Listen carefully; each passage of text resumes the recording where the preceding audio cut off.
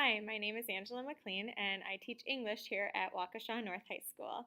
Currently I have English 9 and English 10, but for today I am going to be highlighting for you my English 10 Blackboard site for the purposes of the Blackboard 101 TDP board site for English 10 and for AP Prep English 10.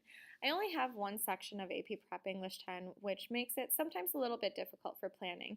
So this year I went through and instead of doing two separate courses, because a lot of times the work would overlap, I only have one course that's just called English 10 North Hartwig, and I include weekly checklists. This idea came from Heidi Vanderbush. I was struggling at the beginning of the year because I was trying to put everything into a learning module. The kids were really getting tired of it. They said that they didn't like how it was set up. So instead, I did what their teacher, Heidi, did last year and gave weekly checklists. So you can see here, every week I give them instructions, day 1, day 2, day 3, day 4, what they're going to be doing. And if AP Prep has a different schedule for the week, they get a separate schedule put on there. This is a little bit tricky because if they go in through the app, they cannot see this description, which does get a little bit frustrating. So I've had to really train my students to go in through Safari, especially if they're absent. Down below, I have quarter 1, quarter 2, and quarter 3 all archived off so that if there is something they want to go back and look at, they're more than welcome to.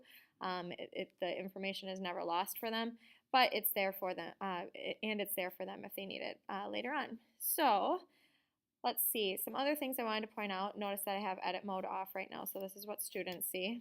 Some weeks there isn't anything that they need in the checklist. So if we look at this week's checklist, I just have the final presentation assignment in there for them.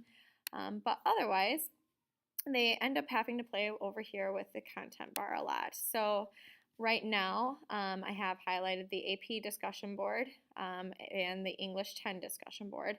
I did separate those off just by the rubrics that we used in order to make sure that kids were clicking on the right one, because while they are doing similar things, the discussion boards have to be separate because they're on different paces. Let's see, Lit Circles is the unit that we're doing, so anything that they would need as far as resources are located here. And along with that, I also put them in the weekly checklist for any time that they might need to refer to it. So for example, this first hour Lit Circle packet was handed out 2 weeks ago. And this final presentation for the Lit Circle books was just handed out this week. So sometimes students get a little bit tired of having to read through descriptions because kids can be impatient, as we all know. So they can easily access that work here as well. Another thing that I wanted to show off, so taking edit mode off, one thing I like to do for my students is record books for them.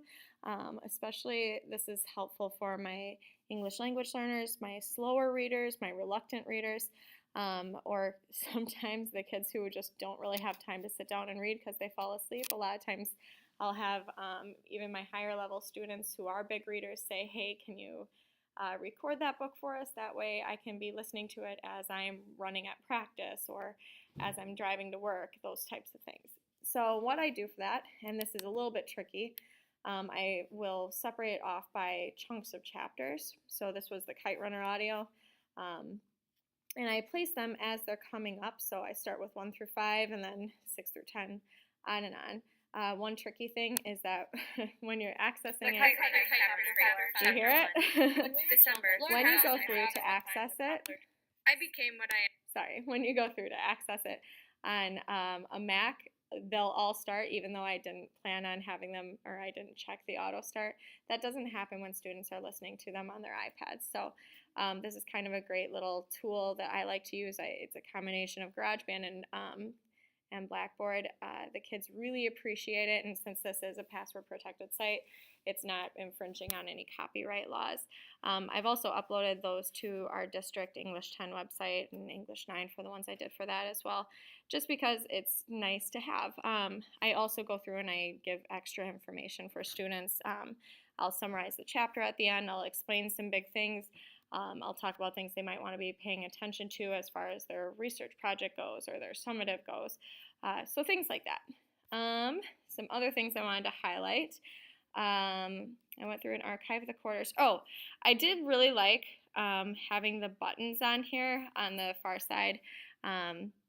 Unfortunately, once I hit the point where I hit quarter 4 and had to add the discussion boards, because this drops down to a second line, it doesn't fit neatly with the buttons anymore, so I had to switch it back.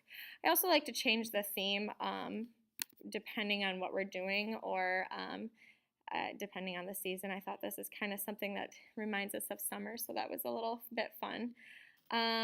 One thing I've used a lot this year that I've really tried to emphasize for students is the test function. So if I look back here, I have a Romeo and Juliet Act 2 test that kids could go in and take. I like having the tests online for a couple of reasons.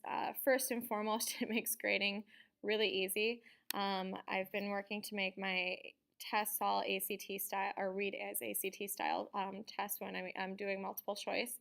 So that's kind of nice. And you can go through and you can randomize answers, and you can randomize the questions as well. So that helps out a little bit with worrying about cheating. One thing that I have had a kink with, I originally was putting them up so that students only got one question at a time, and on their iPads, if they have large fingers or if they're just being a little bit sloppy, they can accidentally hit all the way to the last question rather than just hitting the single arrow, which advances them to the very next question. So that was one thing where I had to stop doing that and putting instead all the questions on one page. But you can still randomize the questions, which I do like. As far as the students go, for the most part, they don't mind this. I usually have a few students say, can we please just get a paper copy? And sometimes I'll do it for whole class, or I'll give them the option of which they want to do. So that's nice. I've also been using this with essay questions as well. I find that their grammar is better when they're handwriting their work, or if I take them to a lab and they have desktops, because for some reason capitalization just goes out the window when they're sitting on iPads. As far as other things I wanted to highlight, I guess the discussion boards are something that I really like to use. So here's an example that was due yesterday. So students could go in. All they had to do, I went through and created the threads for each book that they're reading, because they're all reading different books. And then they can just click on whichever book they're reading and respond to the prompt. So for example, Persepolis only has one response. So I just put up here the 3 things that they can talk about, and they choose which one from there. And that's kind of a fun way to have kids discussing their books, or just have them responding to me in a way that is sometimes feeling a little bit safer than having to come up and actually talk to me. So that is my board, or this is my Blackboard site. I hope you've enjoyed it. Next year, as far as things that I want to improve upon, I definitely I'm going to keep doing the weekly checklist like I did this year, because I think that was really effective for students. I have a couple of things that I want to try out. I want to try the blog feature a little bit more, and then see if there's something I can do with chat.